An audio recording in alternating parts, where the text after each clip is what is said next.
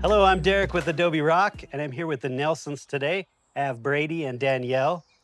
They have the absolute best yard in this whole area, and they've agreed to let us see it. So we're gonna take a look.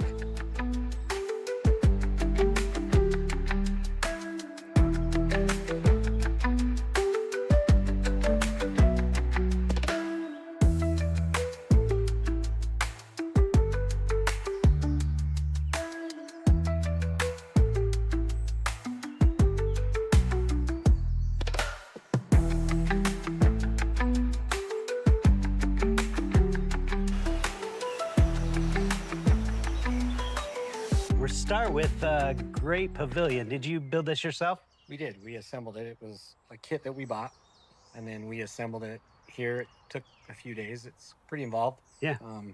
Decking underneath it's on a steel frame, so I custom welded the frame that the decking's attached to, Okay.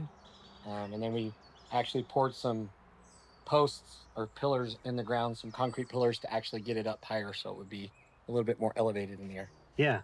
Well, we started with the pavilion, but obviously you didn't. You started with a giant hole, it looks Yes. like. Can we wander down and take a Sure. look at that hole? Yeah, absolutely. Okay.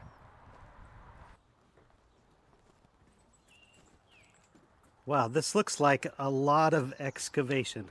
It was a decent amount of digging. Yes. I hope it wasn't with a shovel and a wheelbarrow. No, I would be dead. It was actually with a tracked Bobcat that I had rented one. I owned one in another yard we owned, and so I was familiar. So I rented a Bobcat that had tracks. Came out here, and the last house we had a fire pit that was kind of down. So when we got this home, we decided we wanted to be lower in the ground, so we weren't seeing and hearing the road as much, and rented that Bobcat and started digging and dumping dirt. Yeah. So you got down here and you started digging. Where did you put all the dirt? Did you have to haul that all out? No, we actually were able to just dig it and dump it beyond where the actual hole was at. So there's quite a bit of dirt on the outside edges of this. If you look at the fence, we're almost 3 feet, 4 feet up on the fence.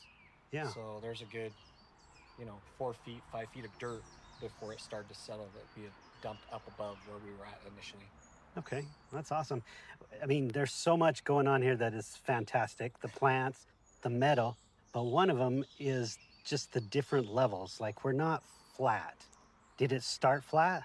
It actually, from the house, it just kind of tapered away down towards the fence on both sides. And so, It was just grass. yeah, it was just grass. It was just boring grass. And Okay. so that was ultimately the plan, was to dig down so we had that privacy, but also to give us some drama for sure. You definitely have drama. And even in the beds, I'm noticing that there's different levels. Whose idea was that? I think it was both. We definitely, well, we needed to put the dirt somewhere, so it was dumping it up. But I've always loved mounded flower beds because that you get the height, the dimension, and even if your plants aren't quite performing to give you that, this definitely gives you that because it Yeah. already gives Makes it it something seem to like look you get at. a C more to me, like because you've got lower front stuff and higher back stuff, so you kind of get that elevated. You can see more things, the layers of stuff, instead of in places where I've seen where it's flat. It just seems like stuff gets lost behind other stuff. So Right. with the way she's designed everything with the mounds, it just seems like you really get to see everything. So it's really cool. That's all her. The other thing it does, for me anyway, is you're trying to create that secret garden kind of look. But when you're starting out, if you start flat, you can't build those walls to create that secret garden. So by doing the different levels, you get an immediate help in doing that. Yeah, we're impatient. Yeah, exactly. We're always impatient, all of us. Impatient. Just dig down and it'll make it go faster. So Yeah. Well, I want to have a seat around this giant fire. How many people can you get here? a lot. We've never had enough to need this many seats. So our son, I think, will eventually make that not true, but We're hoping a football team. yes, Yeah. Is the football goal. teams Yeah. That's the plan. Well, it's super cool. How did you build the fire? So this is actually a 5-foot pipe cap. A pipe cap? So Yes, pipe. that's a big Got pipe. A 5-foot pipe that this would cap the end of. Somebody that I know that does steel had these, and I bought it from him.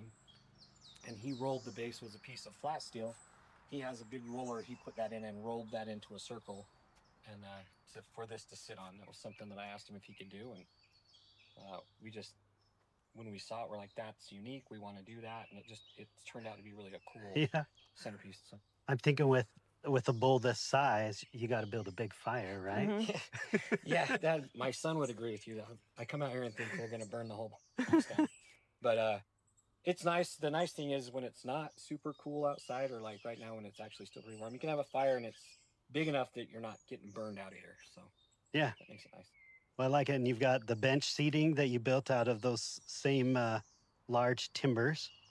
Is there still under that as well, or did you? No, this is all wood down here. So the retaining is all pressure treated posts that are 2 feet down, and then pressure treated lumber against it, and then we've coated it with a coating that we've used it on multiple houses. It's called Penafin. It's just an awesome Brazilian rosewood oil that just soaks into the wood, and so it just does a great job of making the wood maintain and not dry out. So Yeah. we use it on everything wood here. And Well, it's fantastic. I want to talk about all the metal sculptures you have, but my favorite one's right up there. Can we head that way? the Death Star. Is that what it's called, the Death Star? Yeah, because we almost died.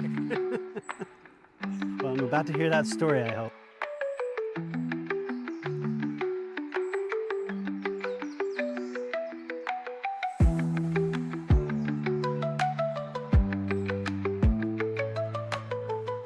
All right, we've got a couple of smaller metal flowers and then a giant one you're calling the Death Star. The Death Star. All right, I need to hear that story. I should let her tell it. It's much funnier when she tells it. So Brady's an amazing, talented guy and metal artist in so many ways, but he created this masterpiece away, and anyway, brought it home, and then we had to somehow figure out how to put it up as tall as it is, but it's really heavy, and so. Well, and I welded the rebar. If you look at it, it has an angle to it, so it leans forward. Yeah, so I wanted it to like lean a flower. Down. Yeah, I wanted it to lean down. Well, that makes it really, really awkward with it being top heavy.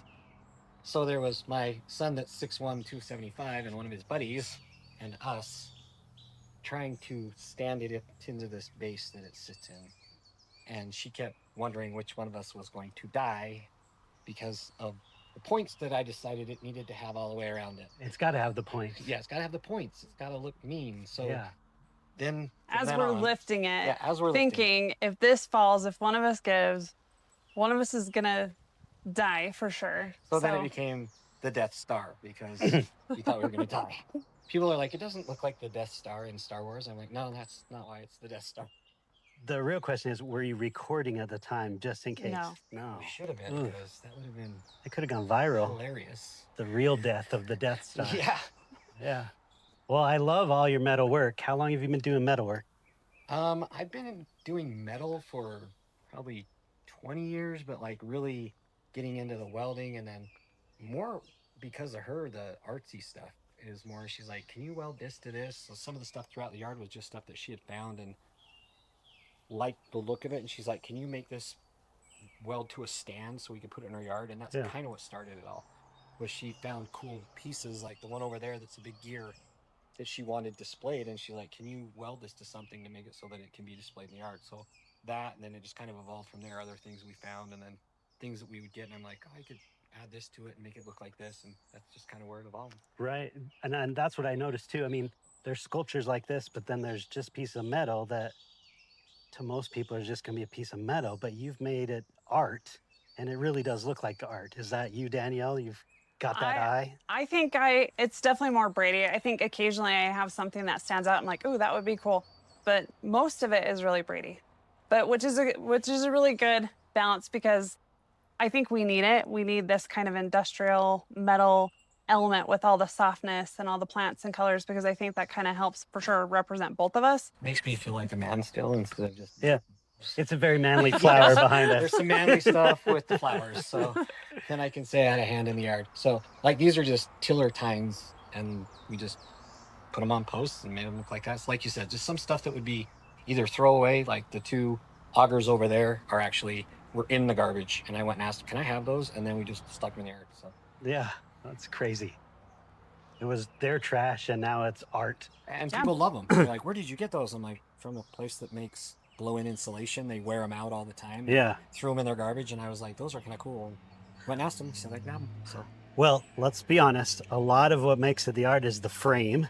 Yes. And I'm guessing, Danielle, you're the frame around all of this art. Are you the plant lover? And Oh yeah, I definitely have a problem. There's every place we go, as much as he doesn't think I can find room, I usually come home with some kind of truckload, and then it's like, well, watch. I'll find a place. We'll get more pots. We'll just find a place. And He she doesn't does have an every option. single time, and I don't know how.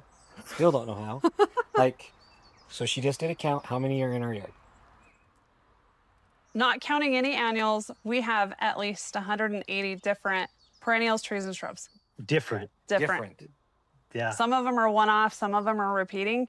I definitely have certain ones that are my favorite, but this yard's been kind of unique to try new things. So yeah, That still blows my mind when she says that number. I'm like, what? and there's still It's room. crazy that you counted too, but that's another Oh, she thing, has right? a spreadsheet. I started an Excel spreadsheet Well, to help me stay organized. I want to have a little better look at the bed up here, and let's talk about the plants. Can we head over there? Yeah.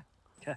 With 180 varieties, they all look perfectly placed. How do you decide, what to get and where to put it? Okay, so ultimately, for me, I've gone to the store, and there's been several times where we see something, I see something, and it speaks to me, and it just comes home. So then you get home, and then it's basic things. What kind of light does it need? What kind of maintenance is it going to need? And so most of what I do is I'll set it in a place, just kind of look at it, walk around, come back, see if it's symmetrical with, in my crazy brain, what I think that needs to look like. Plant it. And then if plant she it. doesn't like it, then she moves it. Yeah, and if I don't like it, I'm not afraid to move it. The bigger things, I'm pretty committed as far as like knowing what I want it to look like. So that isn't as much of moving, but the perennials, flowers, yeah, there's definitely been a lot of movement. But The trees are more anchors. Like I think a lot of our big stuff we got first. And we knew we want this big thing here, we want this big thing here. And then she fills in with all the other stuff around it. But I definitely love to layer things. I love to have your small, medium, large, super large, and then colors, textures. If there's the selection of perennials, if it's not something that's a bloom season, I want there to be visual interest with either the color and texture of the foliage for the evergreens or of just different things that way. And so we knew for sure with this property, we've got a busy street here and our neighbor's lot is a little bit higher. So we needed privacy. So that definitely was the biggest key on selecting certain things that I knew would get tall to create that. And then moving inward of, oh, now I need a medium thing, or I need a small thing, or I need a soft thing. And so looking around right now, I can still see spots where I'm like, we could do more. Yeah. We definitely could do more. Really? You can see that? Yeah. the plants need to shut up. That's I'm stealing that from Jay and Maggie. The plants need to shut up. Well, I want to talk about also, you have a rock that we happen to sell, but it's underutilized. You've used black lava a lot. Why have you chosen black lava? So I love, with all the plants, I also don't want it to look too messy. And so for me, I feel like that's a really good base to create just this cohesion of a flat color that makes everything pop. We have mulch, but with the black lava, I don't have to maintain it as much. We do have to be a little careful when we're trimming the grass, when we go to blow that stuff out, that it doesn't get too strong to blow out some of the rock, but it's been really nice. It locks into each other. It helps with the weeds. It looks like mulch from a distance. A lot of people think it's black mulch from a distance, and it just performs a lot better. Well, and black looks fertile. Yes. So you've hit the mark there. So it just was kind of let's try this. It worked. And we're like, oh, we need to do that everywhere. So. Well, with all the green grass and then the different tones of the plants, it needed something, that dramatic contrast to offset other things. Well, the plants seem to love it. Yeah. So it must be working. It doesn't seem like it gets too hot. I mean, there's some sections maybe with the combination of the metal. I just make sure it's not too close up to the base of the plant. But it hasn't really been as hot as I think some people think it would be for it being rock. But we've loved it. We started in the front yard and then gradually took over the whole backyard too. Yeah. Well, it's amazing. Do you guys have a favorite spot of the yard? I mean, it's hard to pick back here, right? I think I would just be here in the backyard and wander around all day. There's a couple places we really like to be. I mean, when we have fires, obviously we love being in a fire pit. When we're just out here chilling, a lot in the mornings, she'll come down and just sit in the pavilion in the mornings because it's full shade and drink her coffee. And then in the afternoons, it's actually nice over on this other deck. Just when the sun finally gets off of it, it's nice to just sit out there and relax. So Yeah. we're lucky to have a few areas that we really enjoy. Yeah, well, it feels peaceful. I know there's a road back there, but you hardly hear it at all. It's just nice and shaded, and I just love this backyard. As much as I love it, though, we have to look at your park strip. It is probably the best park strip in America. Thank you. Yeah. Wow. Thank you. We'll pay you later. Well, let's go have a look at it.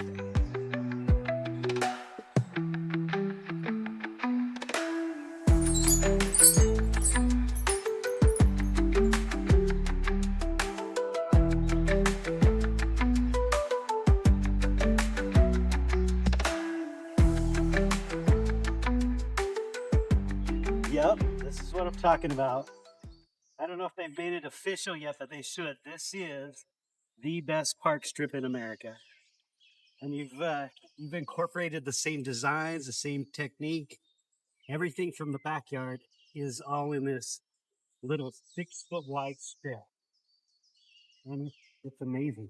How did you come up with it? Did you do the backyard first, or you did park strip and then the backyard after that? We did the whole of the backyard first, and then we came out here and we just knew we just didn't want the plain grass park strip. That's what it was. It was just flat. When you have the best park strip in America, I have to ask this question. Is there any neighbor envy?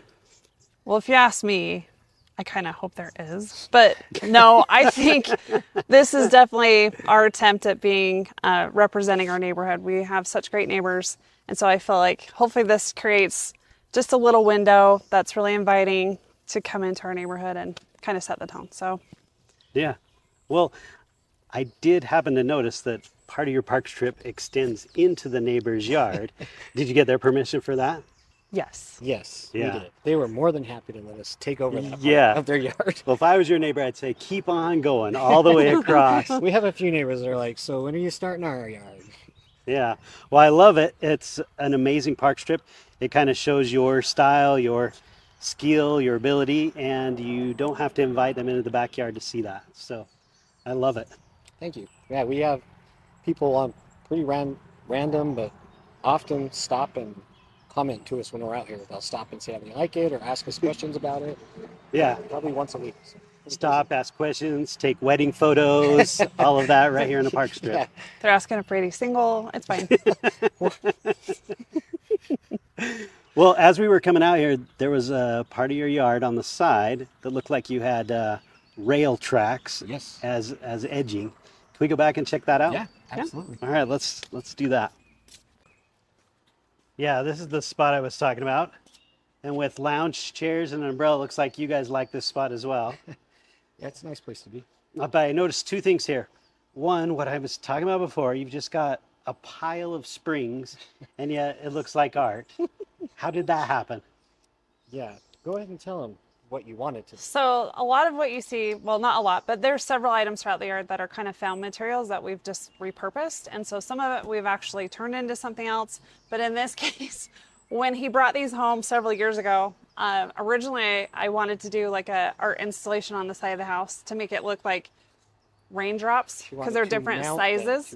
Yeah, I wanted to mount them. Mount them to the house. And so No. Brady told me no. So then I kind of just showed him and I turned around and I dumped them right there. I'm like, well, then they're staying right here. And I actually really like it because to me, it just looks like a pile of worms and it's just fun Yeah. because you don't get to see those kind of springs that often. No, Yeah. I love it. It looks like you did it purposeful. Yeah. And now you can say you did. It might be right? out of spite, She but says yeah, she it's dumped them there, purposeful but now. I'll see her like, I mean, they have to rearrange still them. be stacked a certain way. They're not just dumped. Yeah. Well, the other thing about this area is you've used rail tracks, like a railroad, Yes. as your edging. How did you do that? Why did you do that? So the same time I got the springs, somebody that worked at Utah Rail out here, I was talking to about railroad ties, and he took us to a pile of railroad ties that somebody was looking at, and I saw the pile of track, and I said, hey, that track, can I buy that track? I have an idea for that. And he said, oh, that's all damaged, bad track, you can have it. It's just garbage. Whatever It's you can just haul scrap. away. If you can pick it up, you can have it. And I was like, he doesn't know. My sons are going to be mad.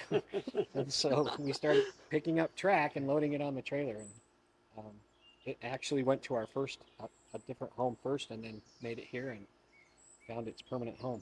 So Yeah, and the concrete matches. it does. When we poured the concrete, we had already done the flower beds. We actually Okay. had crushed fines here before. And when we did concrete, we specifically told the guy that was doing the concrete it had to match the railroad tracks. Yeah. We're not moving it, and And we're we not still taking it out. Yeah, and we still wanted to see it. And we wanted to see it, so it couldn't go up to it and cover it. It had to be poured away from it so that we could still see it. But if we move again, it's not permanent, so we could take it with us and do it somewhere else. No, we cannot. Well, it's perfectly We could. placed. And you say move again. I know I haven't seen it, but I heard your last yard was amazing as well.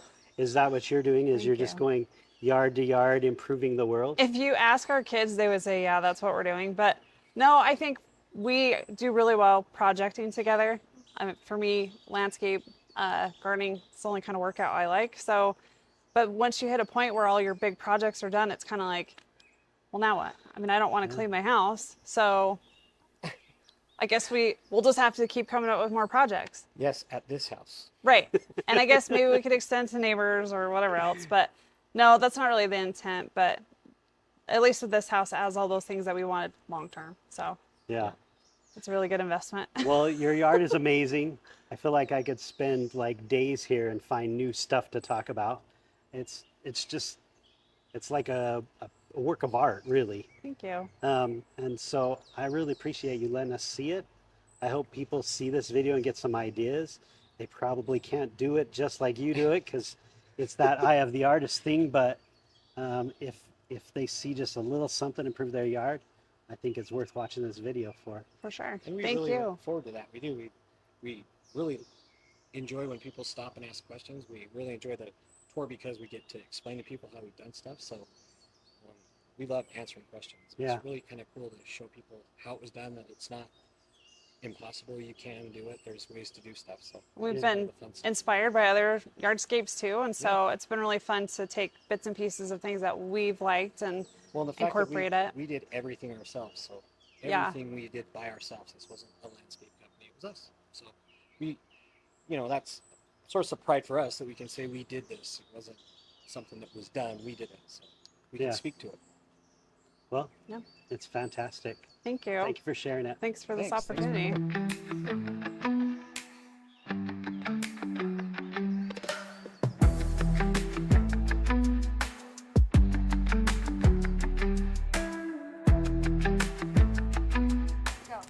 Your yard is perfect, but I think you're right. You need a water feature.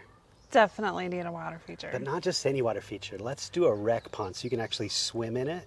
But we need a big space. Yeah. You know what? Let's totally get rid of his shed. Oh, that would be amazing. Yeah. Yeah, we'll just rip it out and then we'll dig another big hole. Whoa. What are we talking about? Oh, just a little improvement to the yard. Of tearing out my shop? You don't need it. You gotta go. You're coming this way. Come on.